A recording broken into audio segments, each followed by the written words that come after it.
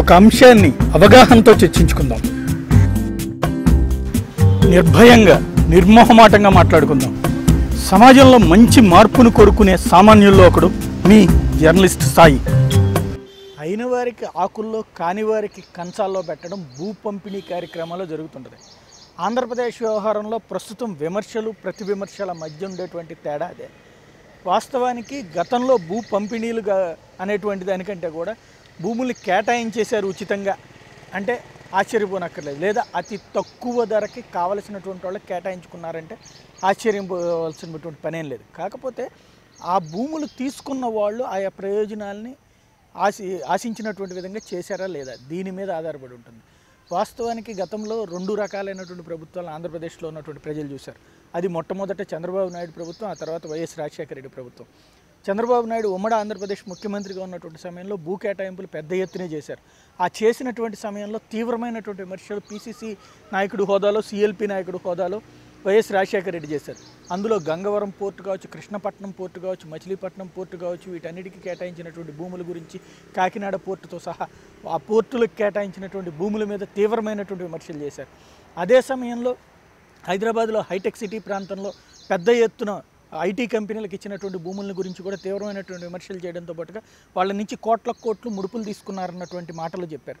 కానీ వాస్తవానికి ఆ సమయంలో ఆయా భూములు తీసుకున్నటువంటి వాళ్ళు ముడుపులు ఇచ్చి ఉండొచ్చు, దాన్ని వేరే రకంగా పార్టీ ఫండ్ కింద మలుచుకుని ఉండొచ్చు, లేదా ఎన్నికలకి వాళ్ళు ఖర్చు పెట్టి ఉండొచ్చు. బట్ ఆ భూములు తీసుకున్నటువంటి ప్రతి ఒక్కళ్ళు కూడా పరిశ్రమలు పెట్టడం, ఆయా సంబంధిత వ్యాపారాలు చేయడం జరిగింది. కృష్ణపట్నం పోర్టు ఈ రోజున ఎగ్జిస్ట్లోకి వచ్చింది, గంగవరం పోర్టు ఆల్రెడీ రన్నింగ్లో ఉంది, ఆల్రెడీ కాకినాడ పోర్టు కూడా రన్నింగ్లో ఉంది. అంటే అక్కడ కేటాయించినటువంటి భూములకి తగ్గట్టుగానే అక్కడ లావాదేవీలు నడుస్తూనే పెద్ద ఎత్తున ఉద్యోగ ఉపాధి అవకాశాలు వచ్చినాయి. అట్లాగే హైటెక్ సిటీ ఐటీ ఇండస్ట్రీ పరిధిలో కూడా చూసుకుంటే పెద్ద ఎత్తున ఉద్యోగ ఉపాధి అవకాశాలకి హైదరాబాద్ కేంద్రమై ఈ రోజున భారతదేశంలో అత్యధిక ఆదాయం గడించేటువంటి రాష్ట్రాల్లో, నగరాల్లో ఇది కూడా ఒకటిగా వచ్చిందంటే ఆనాడు జరిగినటువంటి ప్రక్రియ.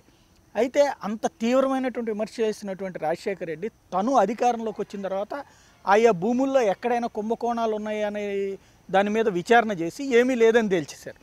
ఒకటి రెండు అంశాల్లో మాత్రమే, ఒకటి స్టేడియంలన్నింటినీ లీజుకి ఇచ్చినటువంటి అంశంలో మాత్రమే దానికి సంబంధించినటువంటి వ్యక్తి ఎవరూ లేరన్నటువంటి కారణంగా ఆ కేసు ఒకటి ప్రస్తుతానికి ఇప్పటికి కూడా కోర్టులో స్టే తీసుకుని చంద్రబాబు నాయుడు పెండింగ్లో ఉన్నటువంటిది. మిగతా అన్నీ కూడా క్లియర్ అయిపోయినటువంటి, ఎక్కడా కూడా కోర్టులకు వెళ్ళినా, సుప్రీంకోర్టులకు వెళ్ళినా కూడా అక్కడ దానికి సంబంధించి కరెక్ట్ ఆధారాలు లేవన్నటువంటి విషయంతో తేల్చేసినటువంటి పరిస్థితి ఉంది. ఇంకోటి అక్కడ అన్ని చోట్ల కూడా పనులు జరుగుతున్నాయి. కానీ రాజశేఖర రెడ్డి హయాంలో భూములు తీసుకున్నటువంటి వాళ్ళు ఏం చేశారు, అది చాలా క్లియర్గా పబ్లిక్గా కనబడినటువంటి సత్యం.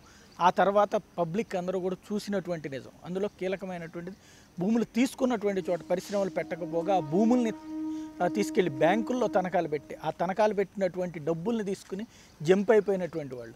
ఇందులో మైటాస్ కనబడుతుంది. సత్యం అంతకుముందు ఒకప్పుడు ఫెమిలియర్ కంపెనీ కాస్త మైటాస్గా మారి, ఆ మైటాస్కి సంబంధించి ఇచ్చినటువంటి భూముల దగ్గర నుంచి తీసుకుంటే లేపాక్షి నాలెడ్జ్ హబ్ కావచ్చు, హైదరాబాద్లో భూములు కావచ్చు, లేకపోతే ప్రకాశం జిల్లాలో భూములు కావచ్చు, ఈ భూములన్నింటినీ కూడా తీసుకున్నటువంటి వ్యక్తులు వాటిని బ్యాంకుల్లో తనఖాలు పెట్టి దాని మీద వచ్చినటువంటి డబ్బులు మింగేశారు. వాళ్ళు కొంతమంది జగన్కి సంబంధించినటువంటి కంపెనీల్లో పెట్టుబడులు పెట్టారు. అవి కాస్త షెల్ కంపెనీలుగానో, సూట్ కేస్ కంపెనీలుగానో తయారై మొత్తం మీద పెట్టుబడులు అయితే అందులో పెట్టారు. భూమి ఏమో కోర్టుకు తనఖాలో ఉంటుంది. ఎక్కడ ఒక్కచోట కూడా వాటిట్లో పరిశ్రమలు ప్రారంభించినటువంటి దాఖలాలు లేవు. వాళ్ళందరూ కూడా భూముల్ని స్వాహా చేసినటువంటి పరిస్థితి, దాని మీద వచ్చినటువంటి సొమ్ముల్ని మాత్రం స్వాహా చేసినటువంటి పరిస్థితి. ఇంకోటి తను విమర్శించినటువంటిది ఏదైతే కృష్ణపట్నం, గంగవరం కావచ్చు, లేకపోతే కాకినాడ పోర్టు కావచ్చు, అదే పోర్టులకు సంబంధించినటువంటి అదే పాలనా యంత్రాంగానికి మళ్ళీ భూముల్ని ఇచ్చినటువంటిది కూడా రాజశేఖర రెడ్డి. అదనపు భూముల కేటాయింపులు చేసినటువంటిది కూడా రాజశేఖర రెడ్డి. అంటే తను చేసినటువంటి విమర్శను తనే పక్కన పెట్టి మళ్ళీ వాళ్ళకే భూములు కేటాయించడం, మరి తను లబ్ధి పొందారా లేదా అన్నటువంటిది కూడా జనం ఆ రోజున ఆలోచిస్తారు. అందుకని ఈ రోజున వైసీపీ నేతలు భూ కేటాయింపులకు సంబంధించి విమర్శలు చేసేటటువంటి సమయంలో జనం పట్టించుకోకపోవడానికి కారణం అదే. అదే సమయంలో రాజధాని భూసేకరణ గురించి చెప్తున్నారు. ఒక 5 నుంచి 10% మంది తమ భూములు ఇవ్వడానికి విముఖత చూపారు. కానీ 90% మంది మాత్రం భూములు ఇచ్చారు. దీంట్లో ఉన్నటువంటి అసలు కీలకాన్ని ఇంతవరకు కూడా జనం ముందుకు రానియకుండా జాగ్రత్త పడుతున్నారు. ఈ ప్రస్తుతం అమరావతి ప్రాంతంలో ఉన్నటువంటి భూముల్లో దాదాపుగా 60% భూములు అక్కడ ఉన్నటువంటి యజమానులు అక్కడ ఉండరు. వాళ్ళందరూ కూడా హైదరాబాద్లోని, అమెరికాలోని ఇతర చోట్ల ఉద్యోగ అవకాశాలు పొందేసి అక్కడ కుటుంబాలతో సహా వెళ్ళిపోయి అక్కడ తమ భూముల్ని స్థానికంగా కౌలుకిచ్చుకున్నారు. ఆ కౌలు మీద వచ్చేటువంటి డబ్బులు మాత్రం ఏడాదికి ఎంత డబ్బులు వస్తున్నాయి. అక్కడ కూడా డబ్బులు బాగానే వస్తున్నాయి. 35,000 నుంచి 70,000 రూపాయలు ఏడాది కంటే 2 పంటలకు కలిపి 70,000 రూపాయల దాకా వచ్చేటువంటివి, కొన్ని చోట్ల ₹1,00,000 కూడా కౌలు వచ్చేటువంటివి ఉన్నాయి. ఆ కౌలు డబ్బులు మాత్రమే వస్తున్నప్పుడు, ఏడాదికి ₹1,00,000 వస్తున్నప్పుడు వాటిని కనుక గవర్నమెంట్కి ఇస్తే ఆ తర్వాత కోట్లల్లో ఆదాయం గడించవచ్చు అన్నటువంటి ఉద్దేశంతో ఆ పెద్దలందరూ తమ తమ భూముల్ని ముందు ఇచ్చేశారు. దాన్ని చూసిన తర్వాత మిగతా చిన్న సన్నకారు రైతులు కూడా భూములు తప్పక ఇవ్వనటువంటి పరిస్థితి వచ్చింది. ఆ కారణంగా జరిగిపోయింది. దాంట్లో కుంభకోణం అనేటువంటి కోణం అంటే అక్కడ ఆ పక్కన ఉన్నటువంటి ప్రాంతాల్లో భూములు కొంతమంది నాయకులు కొన్నటువంటి విషయం కావచ్చు, లేదంటే కేటాయింపులు పొందినటువంటి విషయం మాత్రమే ప్రస్తుతం కుంభకోణాలకు సంబంధించినటువంటి ఆరోపణలు ఉంది. ఓవరాల్గా భూ పందేరాలకు సంబంధించి విమర్శలు పబ్లిక్ పట్టించుకోకపోవడానికి ప్రధానమైనటువంటి కారణం మాత్రం నాడు జరిగి నేడు జరగనటువంటి అంశం మాత్రమే. నిజాన్ని నిజంగా చెప్పడమే నిజమైన జర్నలిజం. అవాస్తవాలతో కూడిన వార్తలు సృష్టించేదే జర్నలిజం. ఒక అంశాన్ని అవగాహనతో చర్చించుకుందాం. నిర్భయంగా, నిర్మోహమాటంగా మాట్లాడుకుందాం. సమాజంలో మంచి మార్పును కోరుకునే సామాన్యుల్లో ఒకడు మీ జర్నలిస్ట్ సాయి.